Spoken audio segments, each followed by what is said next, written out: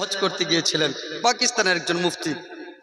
সেই যুগে গিয়েছিল হজ করতে মক্কা মদিনায়, যখন মক্কায় তেলের খনি বার হয়নি বা সোনার খনি বার হয়নি, তখন হজ করতে গিয়েছিলেন।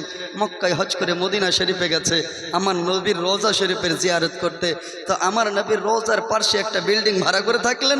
দিন দুপুর বেলায় মাংস ভাত খেলেন। মাংস খেয়ে দিনের বেলায় একটা জুটা হাড্ডি, চুষানো জুটা হাড্ডি রাস্তার দিকে ছুঁড়ে ফেলেছে।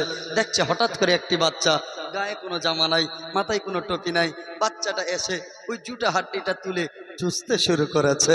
মুফতি সাহেব সঙ্গে এসে বলছেন, এই বাচ্চা, রে বাবা, ওই ছেলে, আমার ফেলানো জুটা হাড্ডিটা কেন তুলে চুষতিস? আমি একটু তো খেয়ে ফেলে দিয়েছি। বাচ্চা সঙ্গে সঙ্গে বলছে, বাচ্চাকে মুফতি সাহেব বলে, আরে বেটা, তোর কি বাপ মা নেই? আমার জুটা হাড্ডিটা তুই ফেলানো হাড্ডিটা তুই তুলে চুষতে শুরু করেছ। বাচ্চা বলতে লাগলেন, মুফতি সাহেব, মুফতি সাহেব, না না না, আমার মা নাই, বাবা নাই। আমার আম্মা যদি থাকতো মাথার এমন অবস্থা থাকতো না, মাথা খালি থাকতো না, মাথায় টুপি থাকতো। আব্বা যদি থাকতো আমার গা খালি থাকতো না, আমার গায়ে জামা থাকতো। মুফতি সাহেব, আমার যদি দাদু থাকতো আমি 3 দিনের ক্ষুধার্ত থাকতাম না। আম্মা যদি থাকতো আমার মাথার চুলের এমন অবস্থা থাকতো না। মুফতি সাহেব, না না না, আমার মা নাই, আমার আব্বা নাই, আমার দাদু নাই, দাদি নয়, আমি একজন অনাথ বাচ্চা, ইয়াতীম শিশু, এই মদিনার গলে গলে ঘুরতেছি। আমি 3 দিন ধরে ক্ষুধার্ত অবস্থায় আছি, 3 দিন ধরে কিচ্ছু খাবার পাইনি। মুফতি সাহেব, এই 3 দিন পর আপনাকে রাস্তার ধারে একটা জুটা হাড্ডি ফেলতে দেখলাম। আপনার এই জুটা হাড্ডিটা তুলে চুষে চুষে নিজের ক্ষুধার্ত পেটকে সান্ত্বনা দিতেছিলাম। মুফতি সাহেবের বুকে মায়া চলে আসলো, চোখে কান্না আসলো। মুফতি সাহেব বলে, বেটারা আর কাঁদতে হবে না রে লাল, চল চল চল আমার পাকিস্তানে চল, আজ থেকে আমি তোমার বাবা হয়ে যাও। বলে, বেটা চল, আর তোর দুঃখ থাকবে না, কষ্ট থাকবে না। আমার স্ত্রী তোমার মা হবে, আমি তোমার বাবা হব, আমার বাবা তোমার দাদু হবে, আমার মা তোমার দাদি জান হবে, আমার 2 ছেলে তোর ভাই হয়ে যাবে। চল রে বেটা, আমার পাকিস্তানে চলো। শুধু খাবার নয়, আমার পাকিস্তানে তোমাকে বাড়ি দিয়ে দিব, গাড়ি দিয়ে দিব, জামা দিয়ে দিব, জমি দিয়ে দিব। চল বেটা, আমার 2টা ছেলে আছে, 15 বিঘা জমি 7.5 বিঘা করে দিতাম, আর দিব না। তাদেরকে 5 করে 10 বিঘা দিব, তোমাকে 5 বিঘা দিব। চল বেটা চল। বাচ্চা বলতে শুরু করেছে, মুফতি সাহেব, আপনার পাকিস্তানে গেলে মা পাওয়া যাবে? বলে, হ্যাঁ পাওয়া যাবে। আপনার পাকিস্তানে গেলে আব্বা পাওয়া যাবে? বলে, হ্যাঁ পাওয়া যাবে। আপনার পাকিস্তানে গেলে জমি জামা পাওয়া যাবে, বাড়ি গাড়ি পাওয়া যাবে? বলে, হ্যাঁ বেটা পাওয়া যাবে। মুফতি সাহেব, আপনার পাকিস্তানে মা বাবা ভাই বোন দাদু দাদি বাড়ি গাড়ি জমি জমা সব আছে। মুফতি সাহেব, আর একটু কথা বলুন না, আপনার পাকিস্তানে তো সব পাওয়া যাবে গো, তবে কি এই যে মদিনায় আমার দয়ার রাসূলের রওজা আছে, এই রওজাটা কি পাওয়া যাবে? তখন মুফতি সাহেব বলে, না বেটা না, আমার পাকিস্তানে সব পাবি রে, কিন্তু দয়ার রাসূলের রওজা পাওয়া যাবে না। বাচ্চা কেঁদে কেঁদে বলতে লাগলেন कि मैं ना जाऊंगा कहीं भी दर नबी को छोड़ कर। जोरे बोलो, मैं ना जाऊंगा कहीं भी दर नबी को छोड़ कर, मुझको कोया मुस्तफा के, मुझको शहर मुस्तफा के चाकरिया अच्छी लगी, खुश रवि अच्छी लगी ना, सरवरी अच्छी लगी। हम फकीरों को मदीने, हम फकीरों को मदीने की गलियां अच्छी लगी।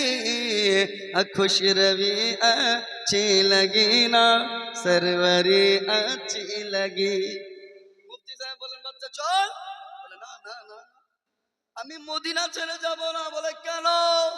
বলে তোমার দেশে সব পাওয়া যাবে, তবে দয়ার নবীর দরবার পাওয়া যাবে না। আমি দয়ার নবীর রওজাতে কেঁদে কেঁদে মায়ের মায়া ভুলে যাব, আব্বার আদর ভুলে যাব, দাদু দাদির প্রেম ভালোবাসা ভুলবো, কিন্তু আমি দয়ার রাসূলের রওজা ছেড়ে আপনার দেশে যাব না। জোরে বলুন সুবহানাল্লাহ। আর কেন হবে না?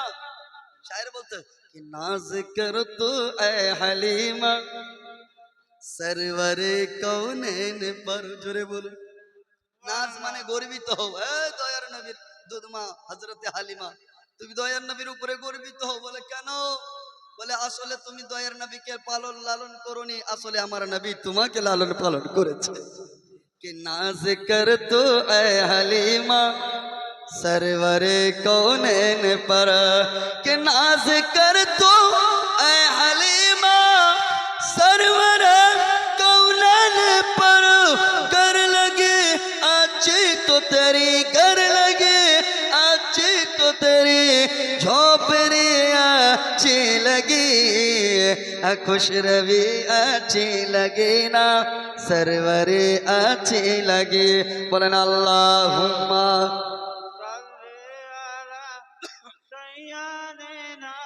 मौलाना मुहम्मद वाला आले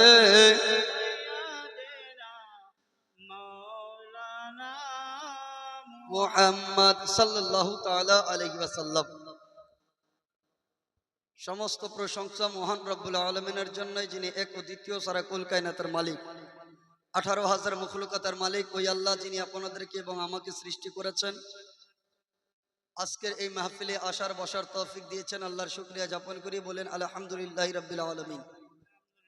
তার পরিপরি তাজদারে মদিনা ইয়ানি আহমদে মুজতবা মুহাম্মদ মুস্তাফা সাল্লাল্লাহু তাআলা আলাইহি ওয়াসাল্লামের প্রতি সহস্র কোটিবার দরুদের ধারা বর্ষিত অর্পিত নির্পিত হক সবে বলুন আমিন।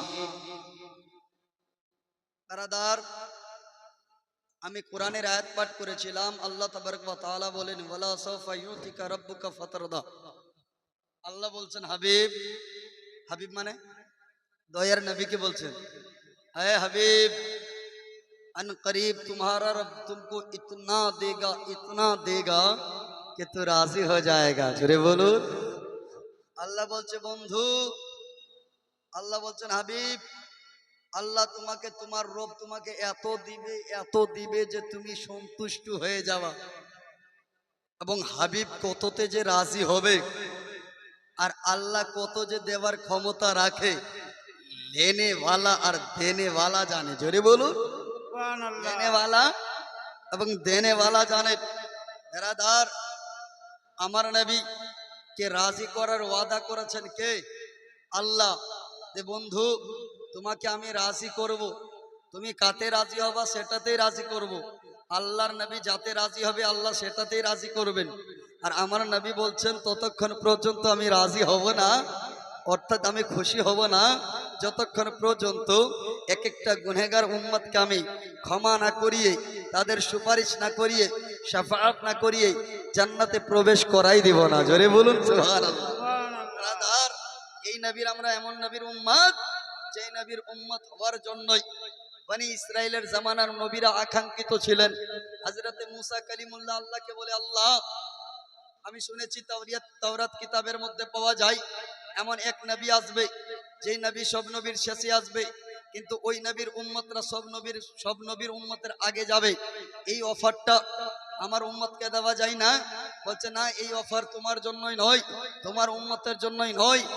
হযরতে মুসা কালিমুল্লাহ এই সুন্দর অফারটা আমার হাবিবুল্লাহর উম্মতের জন্যই। জোরে বলুন সুবহানাল্লাহ। তখন বলছে হে রব্বুল আলামিন, মুসা কালিমুল্লাহ তুর পাহাড়ি আল্লাহকে বলে, আল্লাহ আমি তাওরাত কিতাবে দেখেছি এমন এক নবী হবে যে নবীর উম্মত গুনাহ করবে একটা, তো একটাই গুনাহ লেখা হবে, কিন্তু নেকির কাজ একটা করবে তো 10 ডবল পাবে।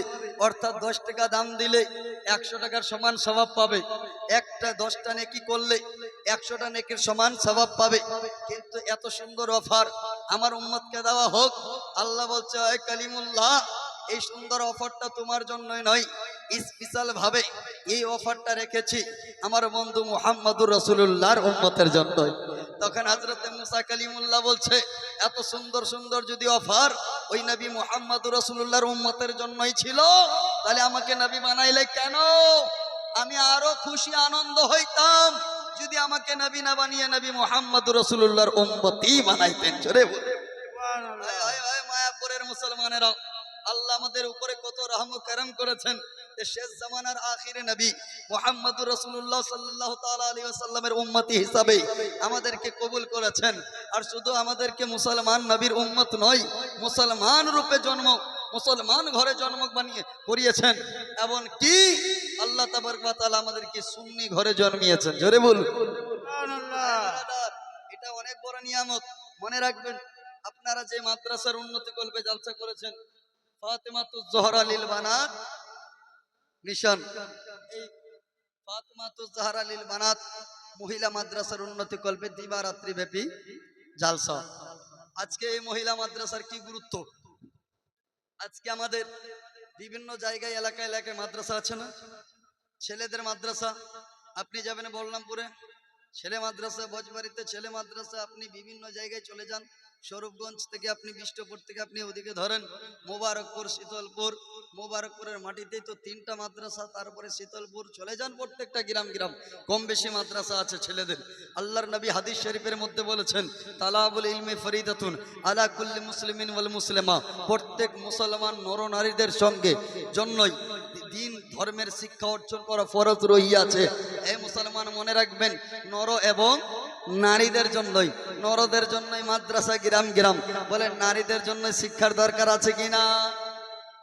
আজকে আমরা শুধুমাত্র একটা ভুল মন্তব্য নিয়ে এসেছি যে মেয়েরা কোরআন পড়তে শিখলেই যথেষ্ট, মেয়েরা নামাজ পড়তে শিখলেই যথেষ্ট। না, মেয়েদেরকে মাসআলা জানার দরকার আছে, মেয়েদেরকে হাদিস কোরআন শিক্ষার অধিকার আছে। কারণ মেয়েরা মাসআলা যদি না জানে, পাক না পাকের মাসআলা কে করবে? আপনাদের গ্রামে কোনো মহিলা মারা গেলে কে গোসল দেয়? জি, মহিলারা দেয় না, মেয়েরাই দেয় না? তো গোসলের ইসলামী নিয়ম যদি না জানে তাহলে গোসল দিতে পারবে? এমন কিছু কিছু বাড়িতে হয়ে যায়, কোনো মহিলা মারা গেলে ওর ওযু দিলাবার জন্য মহিলা খুঁজে পাওয়া যায় না, গোসল দেওয়ার জন্য সবাই আগিয়ে আসে না, আছে কি না? অনেক মেয়েরা গোসলের নিয়ম জানে না, গোসলের ফরাইজ কি, ফরজ কি, গোসলের কি ফরাইজ আছে, ওযুর কি ফরাইজ আছে, গোসলের নিয়মাবলী কি আছে, মেয়েদের পর্দার কাপড়ের পরিধান করার নিয়ম কি আছে, তাদের গোসলের তরিকা কি আছে, প্রত্যেকটা মেয়েকে মাসআলা জানার অধিকার আছে। যার কারণে মেয়েদের যখন জানার অধিকার আছে তো ওদেরকে মাদ্রাসাতেও পড়ার অধিকার আছে, আর ওদের জন্য এই মাদ্রাসা খোলা জরুরি আছে। তারা মনে রাখবেন, বড় পীর আব্দুল কাদের জিলানী, আপনারা নাম শুনেছেন, আমাদের বড় পীর আব্দুল কাদের জিলানী রাদিয়াল্লাহু তাআলা আনহু। হযরত আব্দুল কাদের জিলানী যখন মাত্র 4 থেকে 4.5 বছর বয়স মক্তবে পড়তে গেছে, ওদিক থেকে মক্তবে পড়তে যখন গেছে তো মক্তবের উস্তাদ বলছে বেটা আব্দুল কাদের পড়ো, বলছে জি হুজুর কি পড়বো? বলছে বেটা পড়ো বিসমিল্লাহ। বলে হুজুর আমার জানা আছে। আল্লাহু আকবার। বেটা বল বল। বলে হুজুর গো আমার জানা আছে, আর কি পড়বো? বলে বিসমিল্লাহ পড়ো। বলে হুজুর পড়লাম, তাউযু তাসমিয়া পড়লেন, হুজুর পড়ে নিলাম। বলে বেটা সূরা ফাতিহা। বলে আমার জানা আছে। সূরা বাকারা। বলে হুজুর জানা আছে।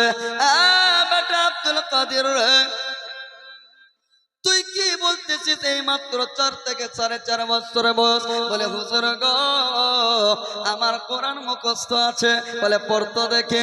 আমার বড় পীর আব্দুল কাদের জিলানী রাদিয়াল্লাহু তাআলা আনহু একবার পড়তে শুরু করেছে। সূরা ফাতিহা পড়লেন, সূরা বাকারা পড়লেন, তিলকার রাসূল বললেন, আমার দয়ার নবীর গোলাম হযরতে আব্দুল কাদের জিলানী বড় পীর মাহবুবে সুবহানী কুতুবে রব্বানী আব্দুল কাদের জিলানী রাদিয়াল্লাহু তাআলা আনহু যখন সূরা বাকারা পড়তেছে ওস্তাদ অবাক হয়ে যায়। আরে মাত্র এই 4 থেকে 4.5 বছর বয়স এইটুকু বাচ্চা এত সুন্দর কোরআন পাঠ করতেছে। এক পারা পড়ে নিল, দ্বিতীয় পারা পড়ে নিল, তৃতীয় পারা পড়ে নিল, চতুর্থ পারা পড়ে নিল। বাচ্চা পড়তেছে, ওস্তাদ অবাক হয়ে শুনতেছে, আরে এটা কোনো মানুষের বাচ্চা না জিনের বাচ্চা? এত সুন্দর কোরআন পাঠ করা, কোরআনের মধ্যে কোনো ভুল নাই, উচ্চারণে কোনো ভুল নাই, লাহানের মধ্যে কোনো ভুল নাই, মাখারিজের মধ্যে কোনো ভুল নাই, তাজউইদের মধ্যে কোনো ভুল নাই, এবার সুর তালের মধ্যে কোনো ভুল নাই। বাচ্চা হযরত আব্দুল কাদের জিলানী পাঠ করতেছে, ওস্তাদ মনোযোগ দিয়ে শুনতেছে। 6 পারা পড়ে নিল, 7 পারা পড়ে নিল, ষষ্ঠম পারা সপ্তম পারা পড়ে নিল, অষ্টম পারা পড়ে নিলেন, আর নবম পারা পড়লেন। আপনার 10 পারা পড়ে নিলেন, একাদশ পারা পড়লেন, দ্বাদশ পারা পড়লেন, 13 পারা পড়ে নিলেন, চতুর্থ পারা পড়ে নিলেন। ওস্তাদ বলা এত সুন্দর করে, এত সুন্দর লাহান মাখারিজের সহিত এত সুন্দর কোরআন পাঠ করা আমি কখনো শুনিনি, কোনোদিন আমি দেখিনি। এই কয়েছি বয়সে মাত্র ভালো করে বাচ্চা বলতে শিখিনি, এত সুন্দর কোরআন পাঠ করতে শিখেছে। বাচ্চা পড়ে, ওস্তাদ শুনতে শুনেছে। বড় পীর আব্দুল কাদের জিলানী যখনই গেছে 15 থেকে 16 পারায় 17 পারা পড়ে নিল, 18 পারা পড়ে নিল। 18 পারা শেষ করে বড় পীর আব্দুল কাদের জিলানী থম করে চুপ হয়ে গেছে। ওস্তাদ বলে, বেটা রে, বেটা আব্দুল কাদের জিলানী এত সুন্দর কণ্ঠ, এত সুন্দর লাহান, এত সুন্দর মাখারিজ, এত সুন্দর উচ্চারণ, বেটা পড়ো, কেন চুপ হয়ে গেলি রে? তোকে পড়তে ভালো লাগে, আমাকে শুনতে ভালো লাগে। বেটা আব্দুল কাদের জিলানী পড়ে যাও, পড়ে যাও, আমি তোমার উস্তাদ শুনে যাই। হযরত আব্দুল কাদের জিলানী বড় পীর বলতে লাগলেন, হুজুর গো, আমার যতটুকু জানা ছিল পড়ে দিলাম, বাকিটুকু আপনার কাছে শিখতে এসেছি। বুঝতে পেরেছেন? ভালো লাগছে? হ্যাঁ, যাদেরকে ভালো লাগছে না হাত তুলে বলেন তো। হ্যাঁ, বুঝে গেছি, বুঝে গেছি। হ্যাঁ, জোরে বলুন সুবহানাল্লাহ। হাত উঁচু করে বলেন ইয়া রাসূলুল্লাহ। নারে তাকবীর, নারে রিসালাত, মাসলাকে আলা হযরত। মায়াপুর গ্রামবাসী, মায়াপুর গ্রামবাসী, মায়াপুরের যুবক কমিটি, মায়াপুরের সমস্ত গ্রামবাসী, জোরে বলুন বারাদার মিল্লাত ইসলাম। মনে রাখবেন, বড় পীর আব্দুল কাদের জিলানী বলে, হুজুর গো, যতটুকু জানা ছিল পড়ে দিলাম, বাকিটুকু শিখতে এসেছি। বাচ্চার ওস্তাদ বলে, বেটা আব্দুল কাদের রে, পড়াবো পরে রে বেটা, আগে আমাকে উত্তর দাও। বলে, কি উত্তর? বলে, বেটা বল বল, এইটুকু মাত্র বয়স, 4 থেকে 4.5 বছর বয়সে কোন মক্তবে পড়লি, কোন মাদ্রাসায় পড়লি, কোন স্কুলে পড়লি, কোন বিদ্যালয়ে পড়লি, কোন পাঠশালায় পড়লে? বল বেটা আব্দুল কাদের জিলানী এত সুন্দর করে কণ্ঠ, এত সুন্দর উচ্চারণ, এত সুন্দর শুদ্ধতা, এত সুন্দর মাখারিজ, এত সুন্দর করে কোরআন পাঠ করা, বেটা রে বল বল, কোন স্কুলে শিখলে? হযরত আব্দুল কাদের জিলানী বলে, হুজুর গো, কোন স্কুল নাই, কোন মাদ্রাসা মক্তব নয়, আমার ওয়ালিদা, আমার মা হযরত উম্মুল খায়র ফাতেমা রাদিয়াল্লাহু তাআলা আনহা, আমার মা 1 থেকে 18 পারার হাফেজা।